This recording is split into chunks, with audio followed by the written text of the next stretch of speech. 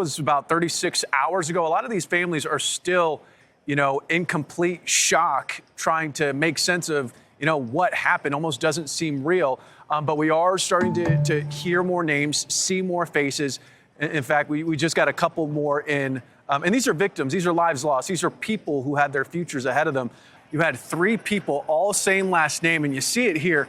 Peter Livingston, Everly Livingston, and Lydia Livingston. I mean, these are family members. So then you start to really peel back the curtain, hear some of these stories, and it gets even more heartbreaking by the minute. We want to talk about Kia Duggins, though, to start. She was, a Kansas, here it is right here. She was a Kansas, former Miss Kansas contestant, a civil rights attorney. Her colleagues, said she had a bright future. This is actually from the president of Howard University, where she was going to be a professor this coming fall. Clearly, that will no longer happen, considering how bright a future she had. And then you mentioned figure skating, the community there. Gina Hahn, Spencer Lane, 2 young rising stars. They were on that list too. Both their moms were actually on the plane with them, returning from that U.S. figure skating competition. Spencer's dad, he wasn't there. He wasn't in Wichita. Even though people train since they're, a small child and it takes them years and years to develop skills, he started in learn to skate, learn to skate, and 3 years later, he's in Wichita, Kansas, on the national development team for U.S. figure skating, training with former world champions. So he was like a phenom and just loved it.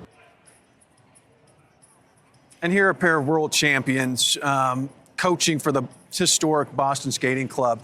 You see them here, Evgenia Shishkova and Vadim Nomov. And perhaps I mentioned this earlier, breaking apart families. This is heartbreaking because their 23-year-old son, who also competes, was also in Wichita, flew home ahead of his parents. Now both of his parents have since passed away. Obviously, they were on that flight.